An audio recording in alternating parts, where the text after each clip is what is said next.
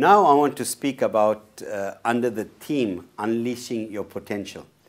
And it's a very exciting theme because many of us, we lead our lives and we look back and we say, my gosh, I could have done this, I could have achieved that. I often speak about the 2 R's, the recklessness of youth and the regret of the aged. And I find that many people have tremendous capacity to do things, great things. And it reminds me of a story, the two variations of the same story, about an eagle that laid its eggs on the highest mountain, and mysteriously one of the eggs rolled down the mountain and landed in the nest of a duck. So the eggs hatched, and the eggs hatch of the eagle, the mother eagle, and the mother eagle was teaching these little eaglets to fly. And this poor little eaglet, being amongst the ducks there, was wading in the water and having a lot of difficulty. And one day it looked up in the sky and he saw, unbeknown to it, his brothers and sisters flying. And it said, I wish I could fly. I wish I could fly.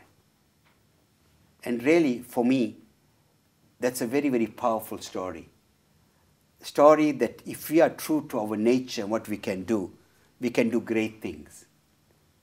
But sometimes we are caught up in little things. We are caught up in pettiness.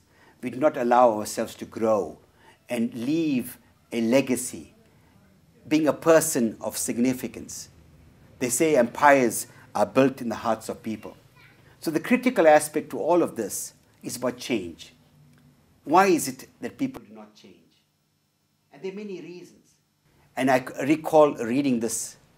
They say, I can understand when a child is afraid of the darkness, but I can never forgive a man who is afraid of the light. Sometimes we are afraid of the light. And what is change all about? You know, in life, you have two primary choices. Either to leave a condition or circumstances as they are, or do something about it. The other is that at least you can change yourself, effect change, meaningful change. And what are steps that are necessary, which I'll share with you. If I were to ask you this question, right, or ask you this, if there are 7 birds here, 7 birds, and we open the door, and 7 of them decide to fly, how many are left? None. All 7 are still left. You know why? I said they decided to fly. I did not say they flew. And part of that lesson, we make many, many decisions. Many, many decisions. But we never implement those decisions. You know why? There are many external circumstances, but the primary thing is about us. And one of the things I say, if you love yourself enough, you will change. We speak about today adapting or dying. So what do we need to do? The first thing is we need to introspect. And true introspection will make you realize your strengths and some areas of concern. Then what happens after that? It requires a lot of motivation, self-motivation, and saying, you know what? I got to change these few things. I must do it. Right? Having done that, the most important thing is taking incremental steps, actualizing the change. And like every change, it'll have many, many challenges because we are creatures of habit. And the other important thing is this, that at all times, we are sometimes comfortable in mediocrity. You must aim to pursue excellence, aim to be the best you can.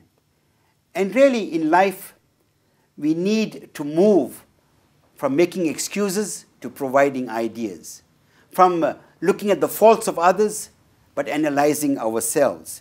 We need to also, very, very importantly, instead of making mere promises, we must start making commitments. And what is important, very, very important is this. And people say, you know what, often the reason for not changing is, well, you know what, I'm in a comfort zone. I said, yes, sister, you're in a comfort zone.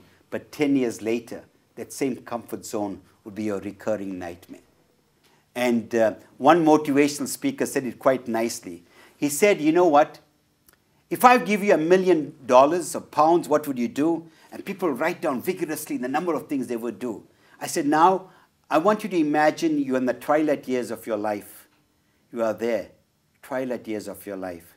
What would be your regrets? And still they have many, many points they write down. So you know what your possible regrets are going to be. Is it not foolish or silly not to address it and do something about it? So that perhaps at that time, as one person said it quite nicely, lead your life in such a way that when you were born, you cried and people around you were smiling. That when you die, you are smiling and people around you are sad.